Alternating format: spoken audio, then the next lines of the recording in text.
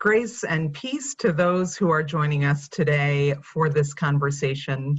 My name is Jennifer Sanborn, and I'm Program Director of In Support of Excellence with the American Baptist Home Mission Societies.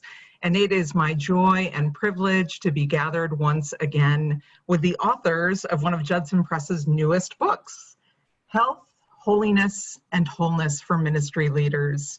So welcome back to Jay Matthews, Christina Gutierrez, and Ross Peterson. I didn't throw them any curveballs that left them feeling like they couldn't come back for another round, and I hope it was as fun for you all as it was for me. So today we are going to be focusing on what for me is really the centerpiece of the book, the principles of excellence. And I thought I would give you a kind of fun question of excellence to reintroduce yourselves to those that are joining us in our kind of Zoom living room context here. What is something that you are excellent at beyond your work? And it can be as quirky and funny and small or unknown to the entire world as you wish it to be. Ross, I think you mentioned ahead of time something was coming to mind. Will you lead us off? Yeah, back home I have some bread rising, and I love to bake bread. I don't know if I'm truly excellent at it, but I get great pleasure in it. It's such an organic process. See this thing come to life and rise. Almost always happens. So that is a lot of fun for me, and I do think I've gotten good at it over the years. Now, my big question is, since you say over the years, this is not just a coronavirus sheltering in place activity that you've become excellent at. Many of us have taken on bread baking in this time, but you sound like a longtime devotee. Yes, and it's been very hard to find flour and yeast in the stores as a result. Too true. I had a friend who brought me a giant pack of yeast, so if I was closer, I'd wander it over to your porch. And Jay, how about you? What is something you are excellent at? I suspect there are many things. Well, the one that comes to mind is, I think I've already talked about it, but while I'm tending cows and goats and chickens, I have a lot of time to think about other things. And I've actually written in my own mind about 250 pages of a detective novel, which is almost more about relationships than about detective work, but and has a lot of humor in it. But I think it's very good. And just writing it by itself is enough for me, but I think it's good enough maybe sometime to be published. So, so that's it for me. I feel like this is the campaign for Judson to open the leisure detective mystery branch of the press. Well, I'm all for it. How about you? Well, I imagine that book's going to be pretty good when it gets it finished. We talk about mysteries all the time. When you asked us that question, what kept running through my mind is, what do I choose? What do I choose? Because, I like doing so many things. And I think where I kind of came down, where I landed on was, I think I'm pretty good at bringing people together and for fun, having fun around different activities I'm involved in. So, it was hard to choose one, but I enjoy bringing people together and having fun and having, old friends make new friends and new combinations of friends. It's just so many friends, That is fantastic. Well, to the day when we are together again, when all of those groups you are inclined to bring together can safely be together. That is we've been doing Zoom meetings with several groups that I'm with, because it became evident early on that we didn't even care if it was in person. We needed to kind of talk to each other and be together. So I love that. So you're the person who, when somebody says, "Are you free on Thursday night?" you actually have to check your calendar. I do. That's great. That is great. Well, in just this brief time of getting to know you, I can see your excellence shining through. So thank you for indulging my bit of trivia there. So the principles of excellence for ministry leaders, I imagine, were honed for you over many years of walking alongside pastors, pastoral leaders in non-congregational contexts. And there's a way in which they seem at once like, yeah, that makes sense. And then there are other ways where your depictions and your descriptions really just lend a lot of depth. And I'll say that I, at first, when I read the very first principle, began wrestling a little bit. The very first principle of excellence is separating self and role. And as someone who has had a long time value of integration, vulnerability, showing up as my whole self, I had to read this section. You needed to persuade me. So know that you succeeded in that. But I would love for you each to just reflect for a moment how you see separating self and role as a way to be excellent in ministry. Well, all right. Yeah, I think in a way it's kind of hard to get it all across just briefly, but in the end, I think I think it's the key to everything, really, and and the applications of it just go on and on forever. Basically, it's I think there are two things about self that need to be separated from what you actually do in ministry. One is self-concern, which, I give many examples of what that is, but I think it's probably obvious that if you're concerned about yourself, you're really not doing ministry. You're not listening to other people. You're not really doing it. But the other is my limitations. It's setting those aside and dealing with the whole, whatever is in front of me, with the notion that I'm looking for absolutely the best way to go about doing ministry, no matter what that implies or what that takes. Just for example, I may conclude that the best thing to do is going to require a lot of courage, but I'm not a courageous person. But I step into a role where it's a courageous role, and I go ahead and do it. There's sort of some imagery that is helpful to me. It's like self-concern is sort of like grasping onto yourself. And Archbishop Desmond Tutu, in the midst of his struggles over apartheid in South Africa, was captured by his adversaries and was tortured brutally. And later he was interviewed by reporters and asked the question, how did you cope with the pain of that? And his reply was, what pain? I was holding God's hand the whole time. Well, I've come to believe that wasn't just a figure of speech, that for him there was no pain. He was holding God's hand. And whatever the pain or the cost of letting go of your own limitations, your own self-concerns, they don't matter. That the separation of self and role is like letting go of grasping onto yourself and taking hold of God's hand.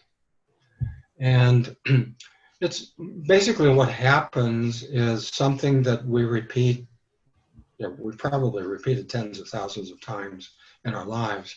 Thy will be done. Grasping God's hand is what really makes that possible.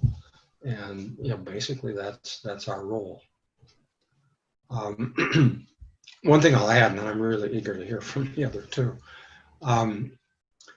There's a chapter on the benefits, your personal benefits of doing this, and I think they are enormous. I think the winners are your health and your competence in ministry. Big winners from being able to do this. Let me add just one other thing. People may grasp the idea and think, this is worth doing, but how do I do it? And I think one important step in doing it is to be aware of your self-concern. And almost before you enter any activity in ministry, to raise the question, what is my self-concern? What do I bring into that? and what do I need to do with it? And just a very simple suggestion. Sometime when you've got some important work to do, but you're dead tired, absolutely dead tired, and it's going to be miserable and you don't even know if you can do it, step into a role. Your role is that you are the most energetic person you can imagine. Step into that role and go with it. And you'll find that you can do it. And the amazing thing is that when you're done, you'll have trouble going back to that idea that you're dead tired. It just won't be there. I guarantee it, that's going to happen. You've done it. The human imagination is extraordinary, right? One of the most valuable techniques I learned as a coach is if someone says, I'm not the sort of person who, to say, well, imagine you are, and do it. Well, that's it. That's it. Yes. Imagination. I love that. So imagine the role and that you are equipped for the role and do it. That's great. Christina, Ross? Go ahead, Chris. Offer something. Offer something. Well, I found that the first principle really is important in providing language that helps us distinguish between our role and our person, our role and ourself, so that we can do what Jay, actually do what Jay is suggesting. And I often use the first principle as the rationale for self-care. Why do we talk about self-care so much? Well, we talk about self-care so much is because it allows you to, leave your kind of limitations over here and act in your role. And in this chapter, there's also a distinction about practices, boundaries, and monitoring, which is extremely helpful. Yeah. And do you want to just give us a little window to that? I know we mentioned them in one of our previous conversations, but you're turning to the book. I'm putting you on the spot here. You are, page 34. And I know that there's a lot of self-care fatigue out there, right? I hear about self-care all the time. And I recently did a webinar and we were talking about that, and there was another participant who said, well, we wouldn't have to talk about it if pastors did more of it. So it's never bad to get a reminder. But what I like about what we've written in the book is that there's some distinction. There are 3 branches of self-care, and practices, boundaries, and monitoring. So, and in Jay's concise way, in other words, it's what you do, what you don't do, and what you pay attention to. Oh, perfect. Yeah. It was well worth turning to the book for those exact Yes. Ross, what would you like to add? Well, I think maybe just an example that's so obvious, but it really kind of highlights how this runs into every aspect of ministry. At Midwest, we do a lot of psychological testing of clergy, and they almost always score with an above average need for affection. And in many ways, what a wonderful quality, right? It's why clergy are warm and relational and like connecting with people. So that's self, right? That's one's personhood. But I think we also know that if you go into ministry in order to be loved, bad things happen. And that the self-awareness that Jay talked about is so crucial, to be able to say, I know I want to be loved and appreciated, but I have to set that aside right now for whatever, for the sermon I'm writing, for the council meeting I'm going to lead, for the pastoral care I'm going to offer. The point isn't for me to feel loved at the end of it. The point is I've got a role here and I need to live into that. And as Jay was saying, to be aware of that, self-awareness isn't just some cool little luxury for pastors. It's a necessity to be able to say, I feel that tug and I'm going to set that aside and be here as this person's pastor right now, instead of trying to vacuum up affirmations from that person. Ross, you mentioned sermons. That's really important when we're talking about self versus role, because I think sermons for pastors are very personal. Mm-hmm. And usually, and they have difficulty when people criticize their sermons or do anything but give glowing affirmation for service for sermons. And I think it's really important for pastors to make the distinction. You know, the sermon is a tool of their role. Mm-hmm. So what does that mean as far as the purpose of my sermon? And what does it mean when people give me feedback about my sermon? Right, right.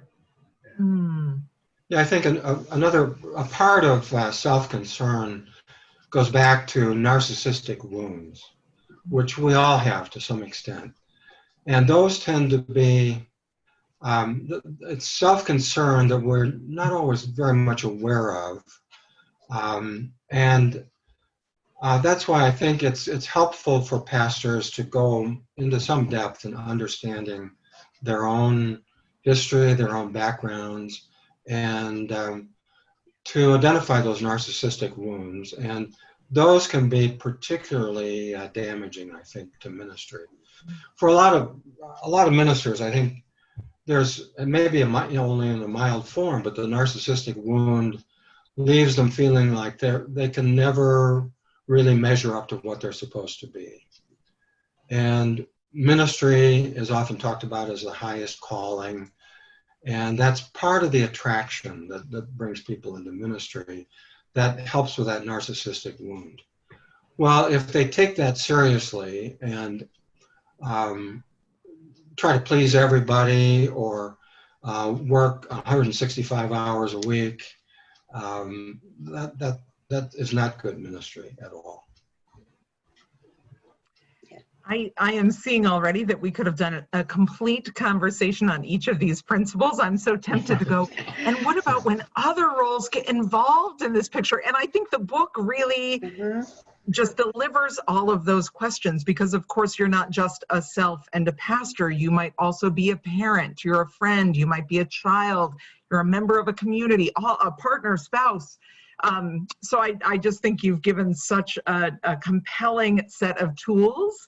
And I was mindful as I listened to you that for me, the real value in the book is not just the reading, but the engaging it. And ideally, I think inviting someone along in that engagement, whether that is a spiritual director, whether that is a counselor, whether that is a colleague, where you say, you know, I feel like some of this I need to kind of talk through aloud or have someone in accountability with me about it. So just want to say that again in this segment of the conversation, that it's not just a quick weekend read. It's really an active, take it along with you in ministry and figure out who your team is, you as the coach of yourself, but also the others around you who are part of that team. So bring others to the book and your journey. So the second principle, always choose strength, you really richly express through these 12 rules that are in the book. And we won't get to all of them, of course, but I'm curious if there is a rule or two that for you is just a favorite and you want to make sure that we get it in the conversation so that somebody who's curious about the book knows to go and find the rest of them. Well, the very first one I think is the one that I rely on most. It's the sense that strength comes from knowing that you're going to be okay no matter what. It's the opposite of being desperate. Any athletic coach who has to win is desperate and is not a good coach.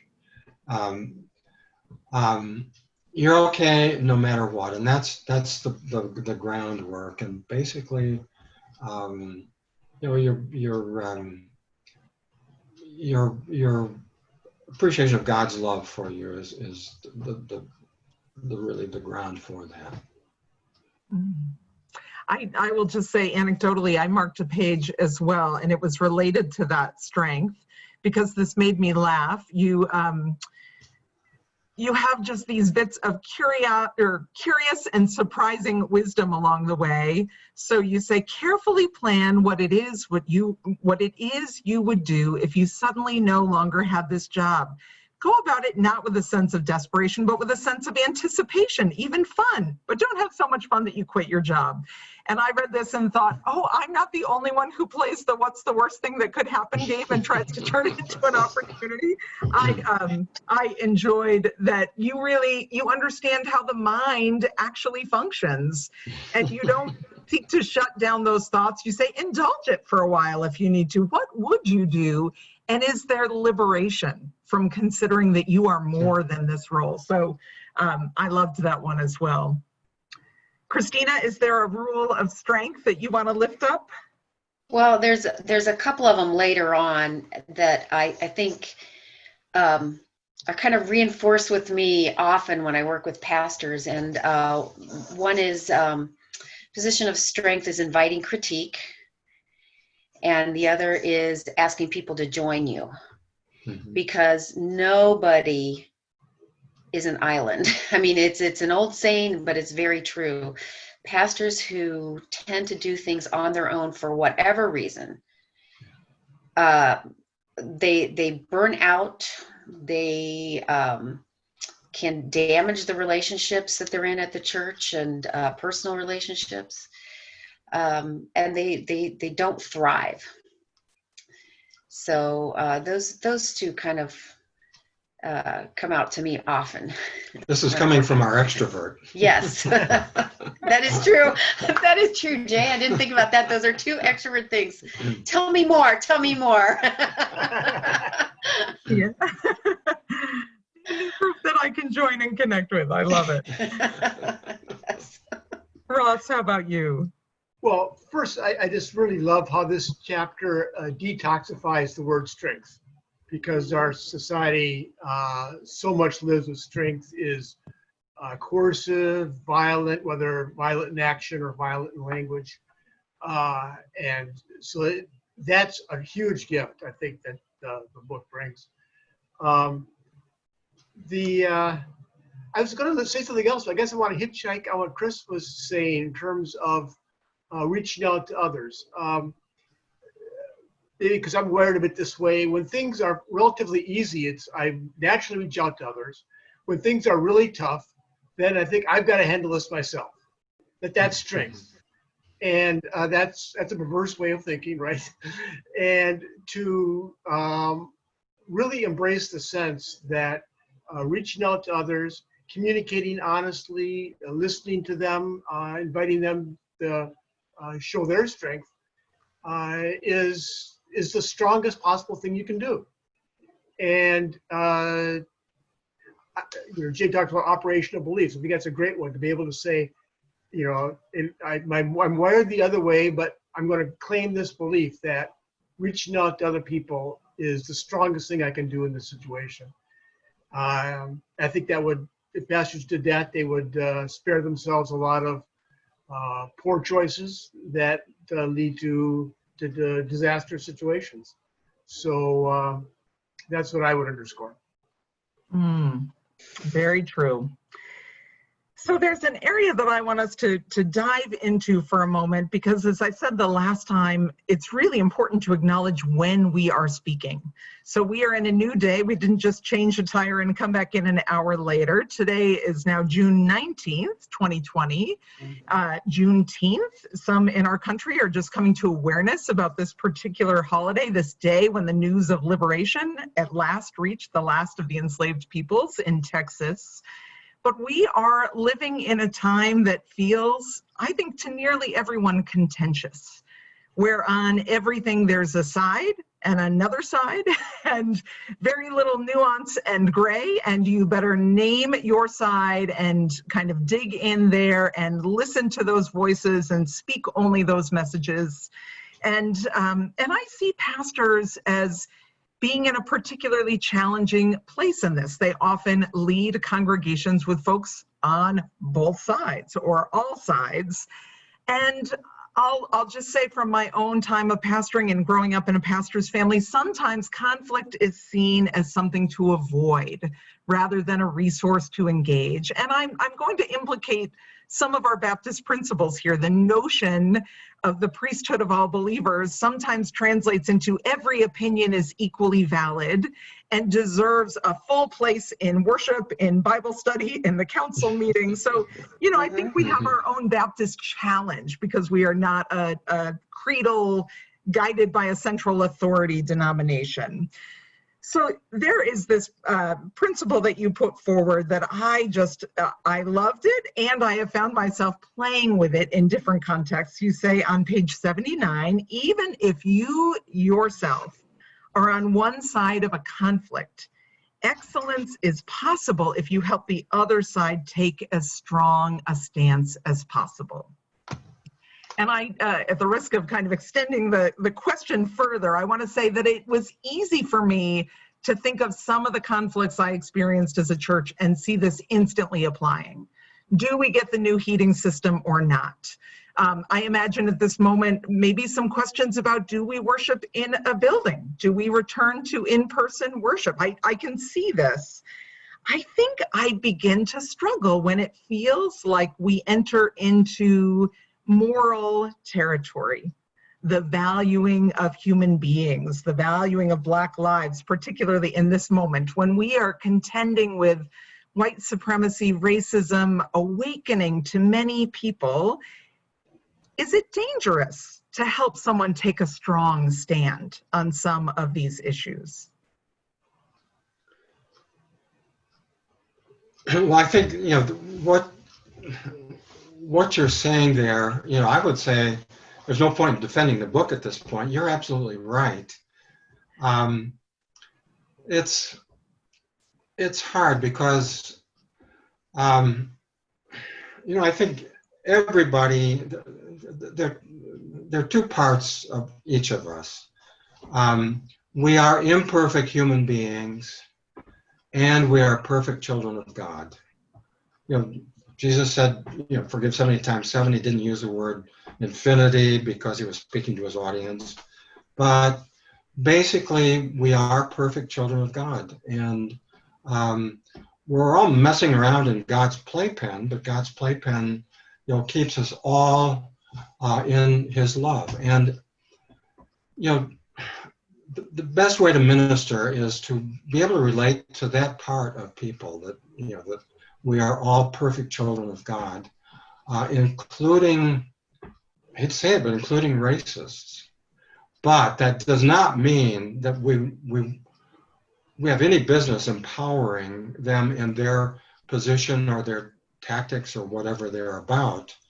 That's separate from their being perfect children of God. So there's a tension there in how you relate to them, but you certainly don't want to help out in the conflict by helping them take as strong a possible stand with their racism. You just don't want to do that. I mean, that's not behaving in a way that is where you're doing the best possible thing you can do in ministry. So, you're perfectly right. Well, there's almost as with anything, use with wisdom. be guided by prayer. I mean, any set of tools will not universally apply to all moments, and certainly the book was written when we were in this time. I mean, this did not arrive weeks ago. This has been a season that we've been in, but it feels like it's intensified, and I imagine some pastors are grappling with, who am I now in conflict within my congregation?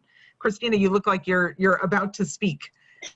Well, I was thinking that, what's the strongest stance you can take and help people you don't agree with take the strongest stance they can, and it has nothing to do with physical strength or digging their heels in about, their issue. It's about helping them understand. If you're a pastor, it's about helping them understand that everybody, even people they don't agree with, is a perfect child of God. And what does that mean? So, and from there, then how should you treat people who don't agree with you who are perfect children of God. And I mean, I think that both sides of any issue, that is your strongest stance. And that is consistent with our Baptist principles, with, the model of Christ and the scripture showing us the way in that. Beautifully said. Ross?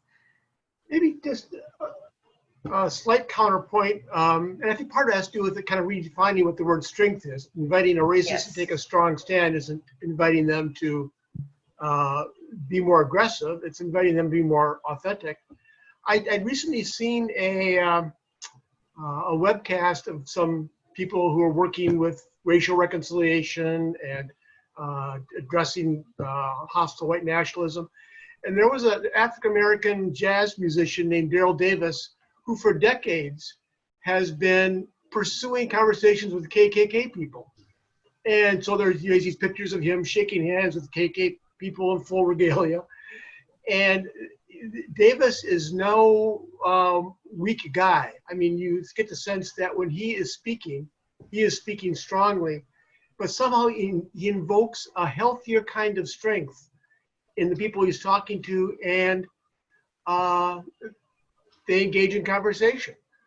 And I think that really is the path to reconciliation. It's not trying to maneuver around those hard difficulties, but engaging them directly with where I am, and I want to hear where you are, and tell me your story, and how have you come to think this way. That I think, I don't know that I could do that. Self-limiting comment there. But I was really struck at the impact that he's having by taking a strong stand and inviting others to engage him in a strong way. I'm almost picturing the strongest stand being that container that holds all of what it is to both stand strongly in our place, to where appropriate support someone in kind of putting their best argument forward, but also being mindful that there is something bigger. And I loved your image, Jay, of the playpen, that notion that we are still quite new at this engaging one another in human community and trying to make this more of what God envisioned and intended for us. We really, every one of these, I go, oh, I want more. So thank you. Maybe we will continue these conversations on ministry, or surely we will continue these conversations on ministry life and elsewhere among American Baptists and the wider community. So the third principle, judge not. And I have to say that at the beginning of this, there's just a really lovely description. I didn't pull up the exact words, but I imagine this was in your voice, Jay, but maybe others as well, suggesting that pastors look around for the person, often a woman, who seems to carry this kind of posture of just having no judgment for anyone in this community. And I immediately thought of my grandmother on my father's side. She was a longtime wife of a pastor. Both my grandfathers were clergy, as my dad was, but all of those churches that she graced in retirement as that loving presence, because she'd been around the block a few times and she knew the cost of some of those conflicts that arise in church. So it just was a perfect image. And I began thinking that maybe dwelling in a posture of love that rises above judgment is hard won. Maybe it's something that comes to us over time. Almost a developmental process where we're a little scrappier and ready to get in the fight at a certain stage of our lives or our careers or our vocations.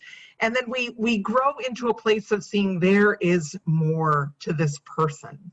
Maybe we begin to see them in that perfectly loved child of God way that you spoke of. So knowing that some of us will judge more quickly, more reflexively than others, what are some practices that you think of where we can kind of, exercise the judge not muscle so it becomes stronger?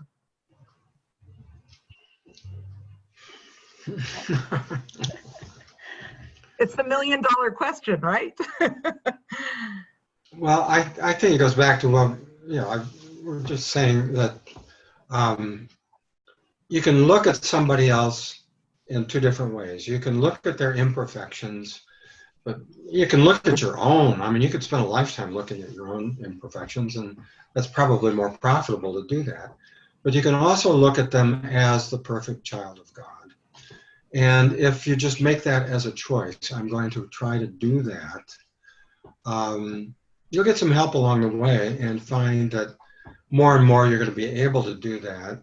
And you'll find that the way that you relate to people when you do that has some power in and of itself. I think if you relate to somebody as a perfect child of God, that's going to bring more of that out in them. And I think that's quite possible. It's going to bring more of that out in you. So I think it's one example of stepping into a role to choose to look at people in that way. Yeah, it A really great example. Oh, I just got an example of that, Jay. Hearing a white nationalist who was a really aggressive, hostile person who's now become a force for racial reconciliation talk about a significant moment in his life. He went to a McDonald's, and the server there taking his order was elderly black woman who had this sort of beatific smile and warmth, and he sort of coped with, okay, I've got that, interact now with a black person. And as she handed him his food and he reached out for it, she noticed he had a swastika tattoo on his head, and she said, "What is that?" And he kind of, swastika, and she waited till he looked up at her, and then she said, "I know you're better than that." And that was it. So so for me, I guess non-judgment is, or rather, non-judgment is a form of deep engagement, really. Yeah. And at that moment, she wasn't judging; she was deeply engaging, and that was it happened, 10 years ago, and it still sticks with them as part of his process of moving back towards a healthier spot. It's a tremendous gift, and people who are hurting and angry often find it much easier to have us be angry back at them instead of engaging in that kind of deeply affirming way. So. Yeah. Well, I think of Nelson Mandela and how he could go from being a prisoner for so many years to governing a country. And he had to have used the principle of judge not in order to do what he did, and he did well. But I think about, this principle with pastors, and this is kind of the basic principle why people want to come to church, is to not be judged. And I think it's an important principle for pastors to practice and help others to also take the most important or strongest stance they can take in not judging others, so that our churches can be a healing place. Yeah. I mean, how many people come to church and they don't have any other environment where they can be loved unconditionally? So I think this is a basic principle, but they're all interrelated, which I hope at the end of the book it kind of shows the interrelatedness, because by taking your personal judgment out of things, you're able to operate in a position of strength in your role. You walked me right where I was going, Christina, Okay. because I did. Perfect. I'll pay you later. We were talking in an earlier conversation about how you can read the book through, or you can pick it up and say, oh, this is a section that I'm curious about. I want to know a little bit more about this. The further I got into it, I first picked it up and read some key sections before it was actually in print, when I just had an early draft.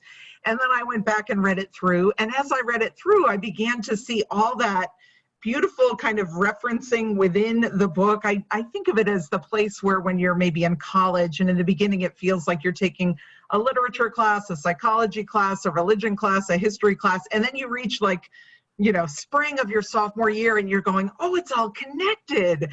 I heard this over here and it speaks to this over here, where the connections begin to be made. That was really when the book reached its point of flow for me, when I was saying, oh, now I understand this better because I read this piece and I understood this here. So recognizing that we've had a conversation that's been a little bit here and here and here and jumping around, that we can't capture the whole of this book. Is there something that it feels like in bouncing around we've missed?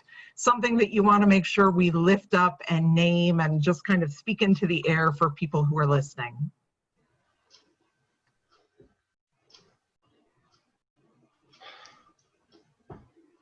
Well, for me, the last chapter about how to carry this forward is so important. And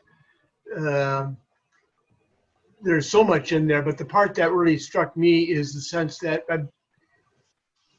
becoming your best person, healthy, excellent, strong, non-judging, you're not just changing yourself, you're initiating a culture around you. Mm-hmm. Which shows up in your family, shows up in your friendship, shows up in your work environment. And, if you want to make a difference, be a difference is so true. And I think that's for me, the hopeful part of the book isn't just about, okay, I want to be a more excellent pastor. It's being a person who helps a whole cultural process begin to unfold that goes who knows where. So that's, for me, a very hopeful part of the book. There's a section in the book that just takes the word realize and talks about the two meanings of it. And I think that summarizes everything, really. Realize, one meaning is to appreciate, to understand, to fully grasp something. But the other meaning of it is to make it real. And when we apply that to God's love, our whole task is to realize that for ourselves in the sense of fully grasping it, which I think is a task that goes on forever, and helping others fully grasp it for themselves, but also to make it real in very real ways in the world. I think that's what we're called to do. Those two go together, but I think realizing is a summary of what we're really called to do. Anything you want to add, Christina? Not really, just to I wholeheartedly agree that, once you are able to grasp the principles and put them into effect and practice them in your life, it's going to affect every area of your life and every role that you're in. It's very hopeful. It sure is. Well, I just want to lift up this cover again so that folks can see the book and where they have opportunity to engage this with a community of colleagues or friends or even with their family. We were talking before about taking that grade yourself and inviting people that you trust and are close to you to also take a look at how you're doing in health, holiness, and wholeness. And I just want to thank each of you for the ways that you serve pastors. I know it's particularly in this time, just as congregations have adapted how they work, you all have as well. And I've seen that all of our centers for the ministry were one of the first entities that stepped forward to say, you needn't walk through this season alone. We are here, and here are the ways that we're going to be here. Here are the ways that we're going to make this free or affordable. No one should be, kind of struggling to tread water through this when these resources are here. So thank you for the ways that you are serving in your region and beyond. And I look forward to the opportunity when we can meet in person. Thank you. Yeah, we appreciate your gracious hosting here, Jennifer. It's been great. Yeah, very much so. Thank you. Amen. Yes. Well, thank you all. And thank you to my colleagues at ABHMS and Judson Press that put this good work out into the world.